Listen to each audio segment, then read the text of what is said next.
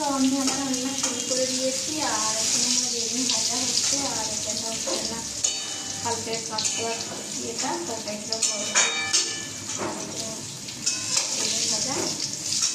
আর আজকে মাছ হবে ইলিশ মাছ, কচু দিয়ে কাঁচকলা দিয়ে আলু দিয়ে ঝোল হবে।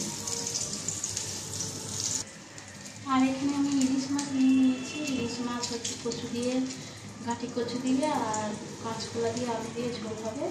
আর এখানে আমার বেগুন ভাজা হচ্ছে আর এখানে ডাল আছে, ডালটা সম্বাদ দেবো বিউলির ডাল। তো বেগুন ভাজা আমার হয়ে গেছে আর বেগুন ভাজাটা আমি তুলে নেব। আর ওখানে আমি কড়া বসিয়েছি তোমার ডালটা সম্বাদ করার জন্য। আর আমি এখানে হালকা করে মাছগুলো ভেজে নেব, ভেজে নিয়ে তারপরে চলে মাছগুলো আমি একটু নুন হলুদ মাখিয়ে নিয়েছি আর মাছগুলো আমি দিয়ে দেবো হালকা করে ভেজে দেবো।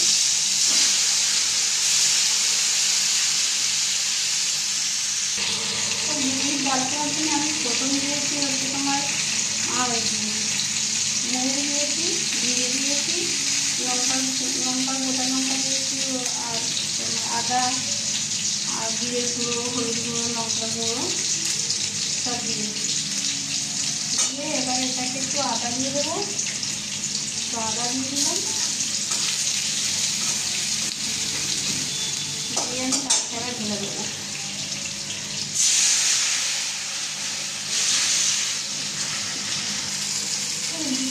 ভাজা হয়ে গেছে আর তুলে নেবো।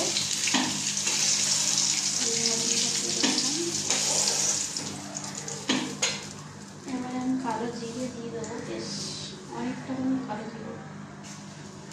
আর এখানে আমি কাঁচা লঙ্কা নিয়েছি, বেশ গোটা 10-12টা কাঁচা লঙ্কা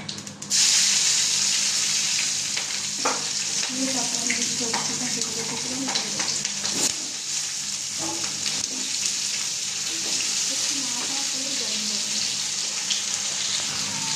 তো সবজিটা ভাজা হয়ে গেছে আর আমি এখানে একটু হলুদ গুঁড়ো দিয়ে দেবো। আর এই সময় ডাল হয়ে গেছে, লাগিয়ে নেবো। সবজি আমার কোথা হয়ে গেছে আর এখানে একটু লবণ দিয়ে দেবো হালকা করে।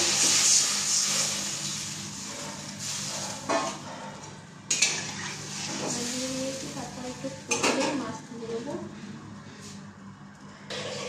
তো আমার সবজি সিদ্ধ হয়ে গেছে আর এবার আমি মাছগুলো সব দিয়ে দেবো একটা ইলিশ মাছগুলো।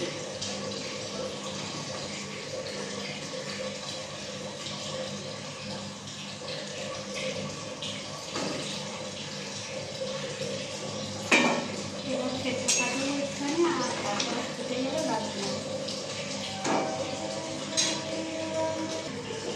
তো আমার ঝোল হয়ে গেছে, ইলিশ মাছের ঝোল। আর আমি এবারে লাঠি নেবো।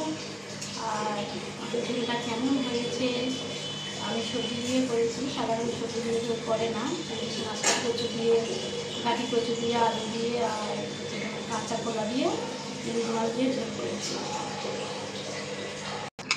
তো আমার রান্না এখন কমপ্লিট হয়ে গেছে আর আমি বাটি বাটি করে মাছ বেড়ে নিয়েছি। এবার আমি ভাত দেবো।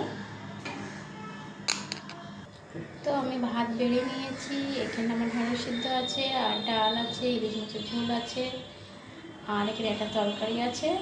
তো আজকে আমার রান্না শেষ। আর ভালো লাগলে শেয়ার কমেন্ট করবে। টাটা।